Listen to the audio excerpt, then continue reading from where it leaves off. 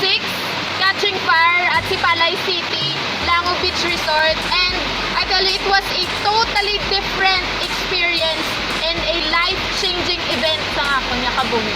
Excited gi kuya ka gulag yun sa may nakapugong sa akon kay it was my first time nga mag-intra sa amuni nga camp and grabe gid ang akon nga na-experience. Kag sa sini nga camp, diri ko gid na-receive ang pagbalangga sang Ginoo nga grabe gid kaga ginhatag gid sa akon ang iya nga promises kag even somebody have prophesied to me kag nabaton ko gid ang akon nga freedom sa akon nga mga gina-struggle sa kabuhi. Invite you and I encourage you na mag-take heart ka mo and be excited man ka mo sa pag-intra sa aton nga Camp Rock 8 and that was Survivor 2 and I tell you, you will never regret it.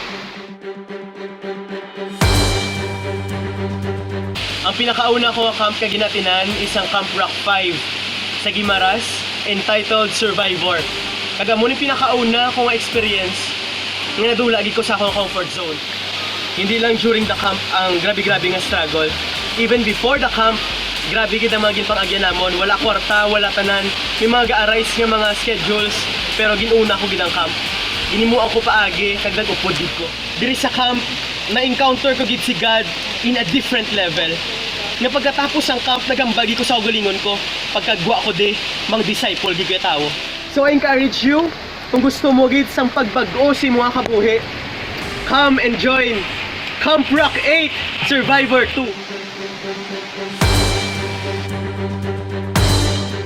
Prep 7 Diversion at Guerrero Farm. Nabatian ko sa una kung ano magpabugal ang mga leaders, kung ano kanami ang camp, and then I joined, kag lagi ko nagsala. Yes, damo-damo struggles ko na agyan before this event, but then wala ko nagpapugong. I pursued this camp because I know something great is bound to happen. I encountered God in a totally different level. He brought out the new Nika inside, and after this camp, I was never been the same again. Come join our Camp Rock 8 Survivor 2 at Gawahon Eco Park.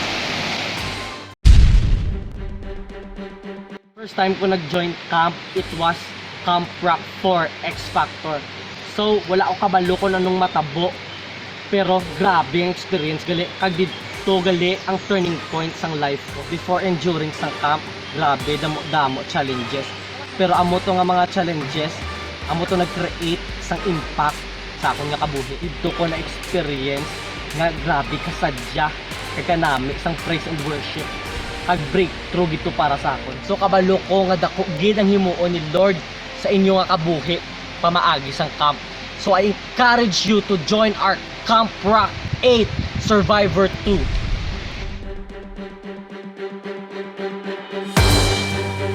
Ang first ugad nga camp nga naintrahan is sa Guimaras, Camp Rock 5 Survivor. Hagdito ko ginapamatud-an nga kaya ko galing nga i-overcome ang mga budlay nga butang. Nag-struggle gid ko sa pag-lisensya sa ako nga company, sa ako nga ginaasatihan sa una, pati pagid sa ako nga pamilya. Pero wala to nakapugong sa akon, nakaupo di kuya sa camp.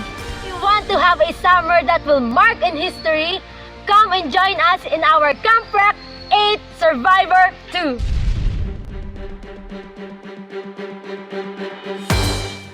Ako nga tao na nimiang isang adventure. And since pa sang elementary ko to high school, gintragid ko scouting and jamborees. And every summer, gintrama ko summer camps, halos every year gid. And I thought immune ako sa ginatawag nga camp. But everything changes sa nag-start ko intra Camp Rock, and that was Catching Fire sa Sipalay City. Diri ko man na-proof nga wala ga depende sa lugar or sa event ang ginatawag nga pag-iyos ang Ginoo sa atong buhay. But then, biskan kay sino gali, biskan diin kag biskan ano nga oras, God is able to give you an encounter nga magabag-o gid sa imong kabuhi. So I invite you guys nga mag-attend gid because this is not your ordinary camp.